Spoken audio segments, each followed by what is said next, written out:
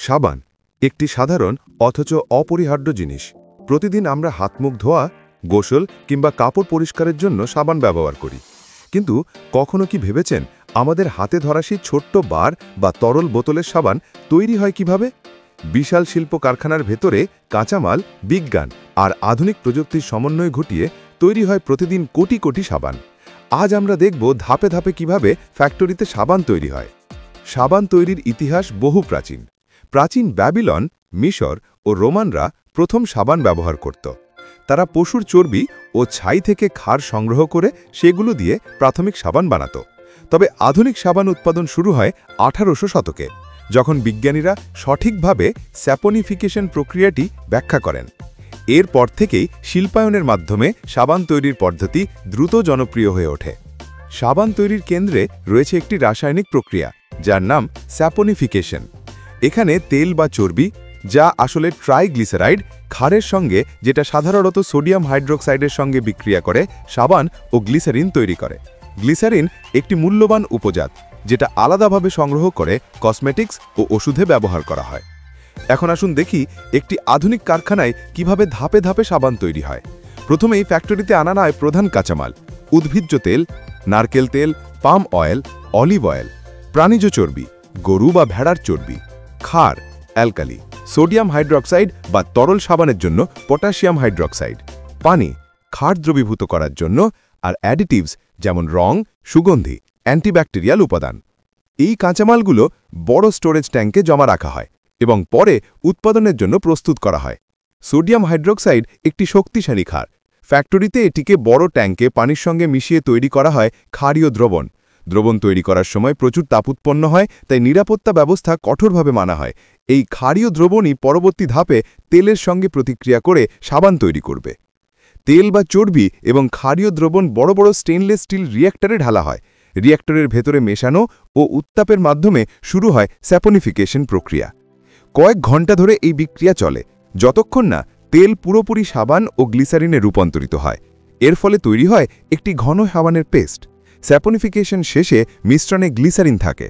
শিল্পে সাধারণত সাবান থেকে গ্লিসারিন আলাদা করা হয়, কারণ এটি অত্যন্ত মূল্যবান। গ্লিসারিন আলাদা করার জন্য বিশেষ সেন্ট্রিফিউজ বা ডিস্টিলেশন মেশিন ব্যবহার করা হয়। আলাদা করা গ্লিসারিন পরে কসমেটিক্স, লোশন, টুথপেস্ট, এমনকি ওষুধেও ব্যবহার হয়। এবার সাবানকে শুকানো হয়। ভ্যাকিউম ড্রায়ার বা স্প্রে ড্রায়ারে সাবান পেস্ট থেকে অতিরিক্ত পানি সরিয়ে ফেলা হয়। এর ফলে সাবান আরও ঘন ও শক্ত হয়।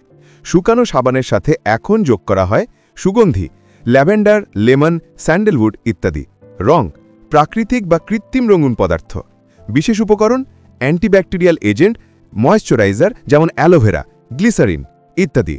এগুলো মিশিয়ে সাবানকে বাজার উপযোগী ও আকর্ষণীয় করে তোলা হয়।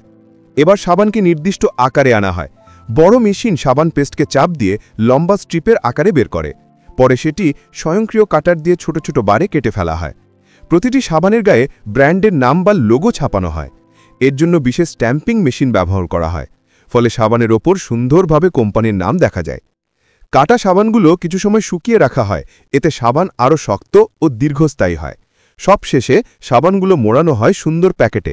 স্বয়ংক্রিয় মেশিন সাবানকে রঙিন মোড়কে প্যাক করে এরপর বক্সে ভরে বাজারে পাঠানো হয়।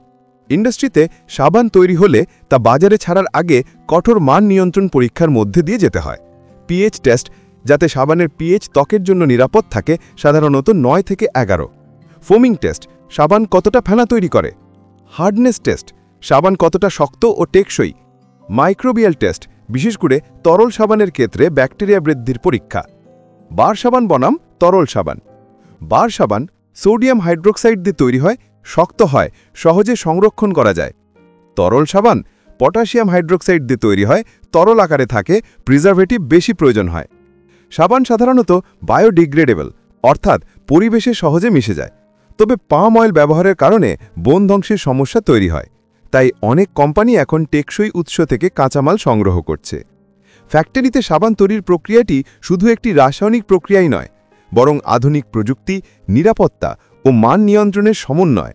তেল আর ক্ষার থেকে শুরু করে গ্লিসারিন আলাদা করা, অ্যাডিটিভস যোগ, মোল্ডিং ও স্ট্যাম্পিং আর প্যাকেজিং, এই প্রতিটি ধাপ অতিক্রম করেই আমাদের হাতে আসে প্রতিদিনকার ব্যবহারযোগ্য সেই সাবান। আমাদের ভিডিওটি ভালো লাগলে লাইক দিন ও সাবস্ক্রাইব করুন টেকনোজাল চ্যানেলকে। সবাই ভালো থাকবেন, সুস্থ থাকবেন। খোদা হাফেজ।